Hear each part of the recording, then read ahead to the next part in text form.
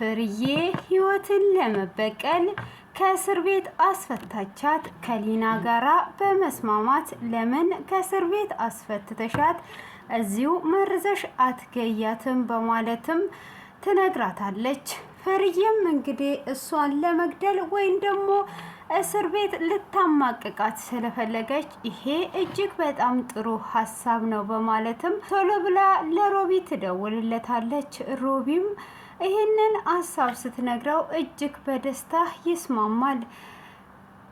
ከፈለክ እንኳን ህይወትን የምትፈልጋት ከሆነ ሽማግሌ ልከ በሽማግሌ እንጂ የምትወስዳት ዝም ብለ እንደዚሁ ልትወስዳት አትችልም።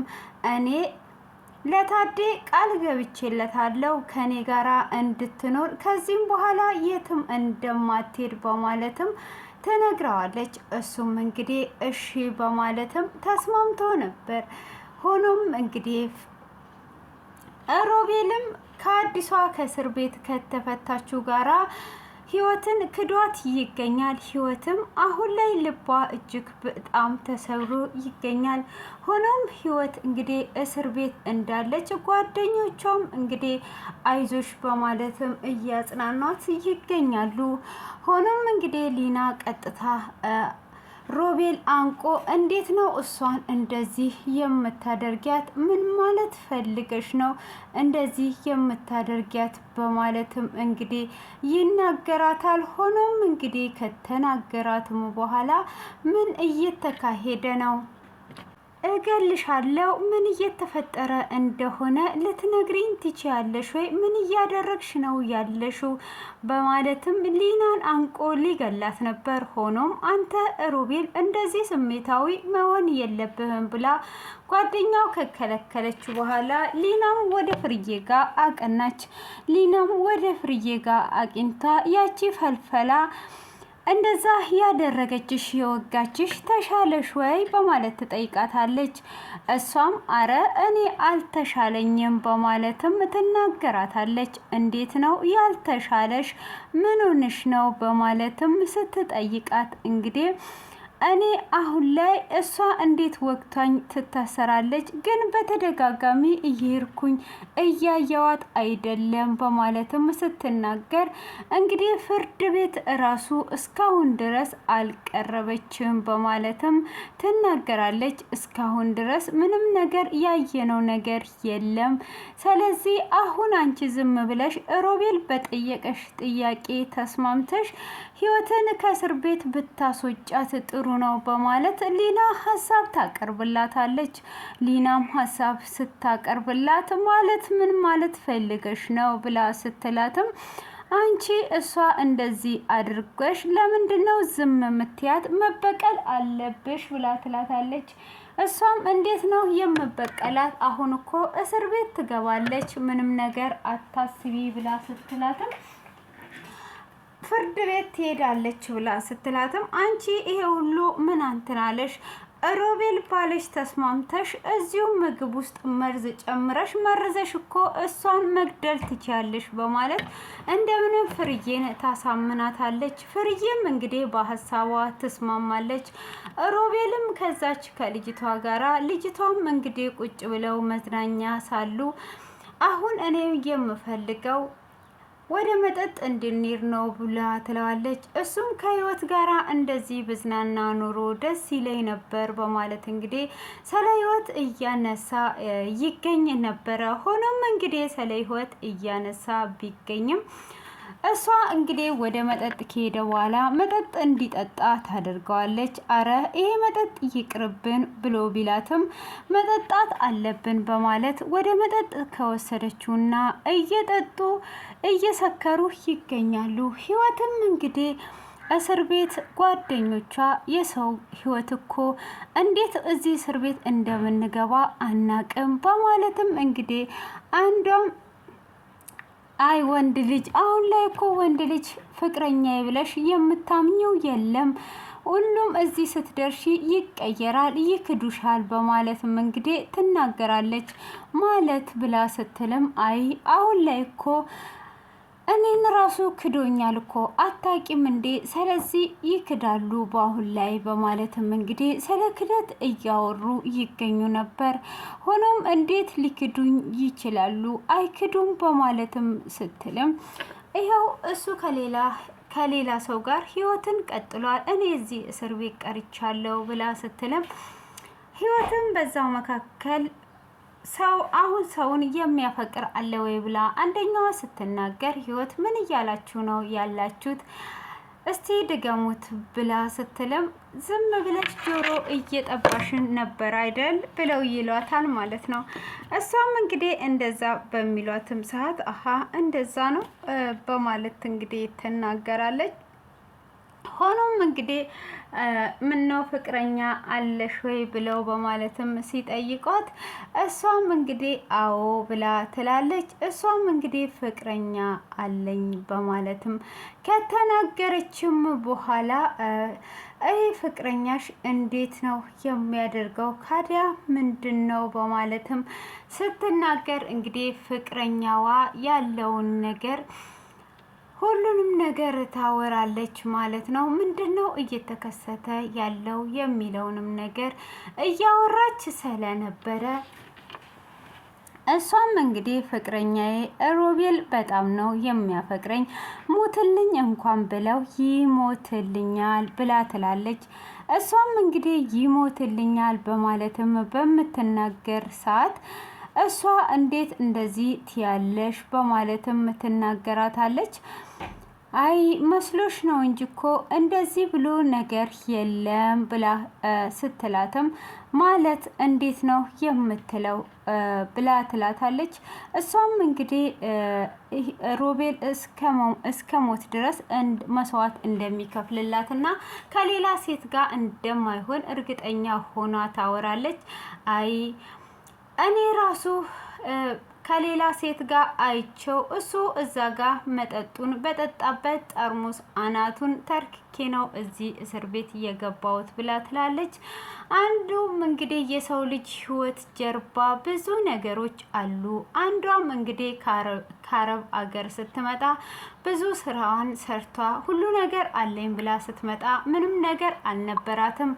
ሆኖም ምንም ነገር ስለሌላት እሱንም ከሌላ ሴት ጋር ስታየው ወግቷ ገላው እንግዲህ ከእስር ቤት ከመዳብ እስር ቤት ወደዚህኛው ወደ ኢትዮጵያ እስር ቤት ገብታለች በማለት እንግዲህ አንዳንድ ነገር እያወሩ ስቃይን እንዴት ዋጋ እየከፈሉ እንዳለም እየተናገሩና እያወሩ ነበረ ማለት ነው። ሆኖም እንግዲህ እንደዛ እያወሩ በምንም ነገር ሮቤልን አልጠረጥረውም ብላ ትላቸዋለች። እንግዲህ አሁን አንቺ ከሌላ ሰው ጋር ብታገኙ ምን ታደርጊያለሽ በማለትም ይጠይቋታል። እሷም እንግዲህ በሚጠይቋት ሰዓት በፍጹም እሱ እንደዚህ አያደርግም እያለች ነው። ሮቤል እንግዲህ ልጅቷ አጥምዳው በመጠጥ ሱስ ውስጥ አስገብታው ካልደነስንም ብላ ስትለው ለልቤ መታመን አለብኝ፣ መደነስ ያለብኝ ከህይወት ጋር ነው ብሎ ቢላትም እሷ እንግዲህ እንደምንም ብላ ስካር ውስጥ እንዲገባ ካደረገችው በኋላ አብረውም ሲጨፍሩ ነበር ማለት ነው። እንግዲህ ህይወት እዛ ጋር ሙሉ ለሙሉ አምናው ነበረ። እሷ ካጠገቡ ስለራቀች አሁን እሱ ሌላ ነገር ላይ ገብቶ ይገኛል ማለት ነው። ሆኖም እንግዲህ እንደዚህ አይነት ነገር ላይ ገብቶ ቢሆንም ምንም አይነት ነገር አያደርግም ብላ ያመነችው ዛሬ ላይ ግን ክዷት ይገኛል ማለት ነው። ሆኖም እንግዲህ ዛሬ ላይ ክዷት ቢገኝም ምንም ነገር ማድረግ ስለማትችል ሮቤል እንግዲህ አሁን ላይ እጅግ የሚያሳዝን ነገር ላይ ደርሷል ማለት ነው። ሆኖም እንግዲህ ፍርዬ እስር ቤት ታዴ ጋር ትሄዳለች። ታዴንም እንዴት ነው ብላ ስትለው ምን ደህና አይደለውም፣ አንቺ አጠገቤ ጋር የለሽም፣ ግን አሁን አንቺን ሳይሽ ደህና እሆናለሁ ይላታል ብሎ ሲላትም እሱም እንግዲህ ስለ ህይወት ታነሳበታለች። ስለ ህይወትም እንግዲህ ስታነሳበት ህይወት ማለት እንግዲህ ያለውን ነገር ትነግረዋለች። ህይወትም እንዴት እንደዚህ ሆነች በማለት እንግዲህ በማዘን ሲናገራት ህይወት ምንም ነገር እንደማታደርግና ህይወት ወደ ቤት ብትመለስ ህይወት ብዙ ስቃይን አሳልፋለች፣ ህይወት ብዙ ነገርን አሳልፋለች ብሎ ይላታል። እሱም አዎ ትክክል ነህ፣ እኔ ዛሬ ስለ ህይወት አንድ ነገር ልናገር ነው የመጣሁት በማለት ስትለውም ምንድን ነው እሱ ብሎ ይላታል። እሱም እንግዲህ ይነግራታል ማለት ነው። እሱም የምነግር ነገር እኔ ለህይወት ዛሬ ላይ ይቅርታ አድርጌላታለሁ ብላ ትለዋለች። ይቅርታ አድርጌላታለሁ ወደ ቤትም ልመልሳት ነው ብላ ትለዋለች።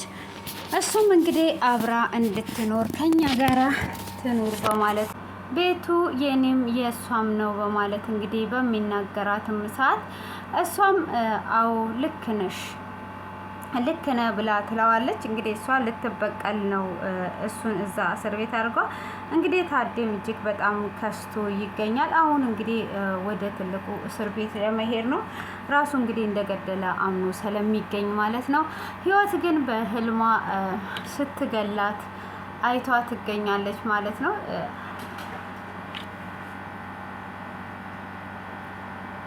እየገደለቻት ታያለች። እየገደለቻት እንግዲህ ስታይ በጣም ደንግጧ ትጮና ፖሊስ ጥሩልኝ፣ ፍርዬ ልትገለኝ እዚህ እስር ቤት መጥታ ነበር ትላለች። እንግዲህ ጓደኞቿን ብር ተከፍሎን ነው ብለው ክደዋት እንግዲህ ፍርዬ በስለት ስትወጋት ህልም አይቷ ነበረ ማለት ነው። እንግዲህ ፍርዬ አሁንም ቢሆን ልትተዋት አይደለም። ለምን እንደዚህ እንደጠላቻት እንግዲህ እንደዛ የምትወዳት የምትንከባከባት ልክ የታዴ ልጅ ናት ስትባል እንደዚህ የተቀየረችበት ነገር እንግዲህ ታዴ ስላልነገራት ከሌላ ሰው ስለሰማች እንግዲህ ልጅቷ እኮ እዚህ ጋር ያጠፋችው ነገር የለም ታዴ ነው እንጂ ያጠፋው ማለት ነው።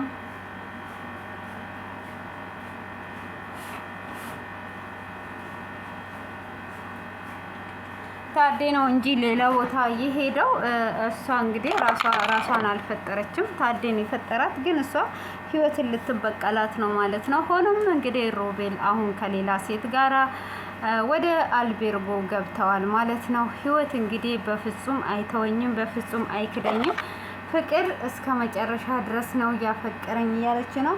እውነት ነው አይክዳትም ነበረ፣ ግን ከልጅቷ ጋር በመቀራረቡና መጠጥ ሱስ ውስጥ በመግባቱ እንግዲህ እሷም በአንድ ጊዜ አይቷ እንዴት እንዳፈቀረችው ባናቅም ህይወት ስንት ጊዜ ሙሉ ያፈቀረችውን በአንድ ጊዜ በመጠጥ አስክሯ ወደ አልቤርጎ ወስደዋለች ማለት ነው። እንግዲህ ቀጣዩ ክፍል እጅግ በጣም ነው የሚያጓጓው ማለት ነው። እንግዲህ ቀጣዩን እንጠብቃለን። ለዚህ ፋሚሊ አዲስ የሆናችሁ ሁሉ ቤቱን ያዝ ያዝ አድርጉት፣ ሼር አድርጉ እና ለሀገራችን ሁሉ ሰላም ይሆንልን፣ ሰላም ይብዛልን። አበረታቱኝ። ፀሐዩ በጣም ከባድ ነው። ትንፋሽ እየተቆራረጠ ነው ማለት ነው። እንግዲህ የዛሬው ፀሐይ ብሶበታል። እናንተ ጋር እንዴት ነው? ሙቀት እንዴት እያደረጋችሁ ነው? እንግዲህ እኛ ሰዎች ሙቀቱንም አንችል ብርዱንም አንችል፣ አበሳችንን አየን እኮ በዛ እንለዋለን በዚህ እንለዋለን እና ሙቀቱ እንግዲህ በዛ እየደቆሰን አበሳችንን አሳየን እላችኋለሁ። እና እስቲ እናንተ ጋር እንዴት ይዟችኋል? እንዴት እያደረጋችሁ ነው? እና እስቲ አስተያየት ላይ ጻፉልኝ። የቱን ትወዳላችሁ ግን? ከሙቀት ከብርድ እንደ ምርጫ ቢሰጣችሁ ማንኛውን ነው የምትወዱት? እስቲ የምትወዱትን ግልጽ አድርጉልኝ። እኔ ግን ያው ካለ ክረምት መኖር አይቻልም እንጂ ይቻላል። ምረጭ ይባል ያው ሙቀት ነው የምመርጠው ማለት ነው። ትንፋሼ ቢቆራረጡ ሙቀት ይመቸኛል ማለት ነው።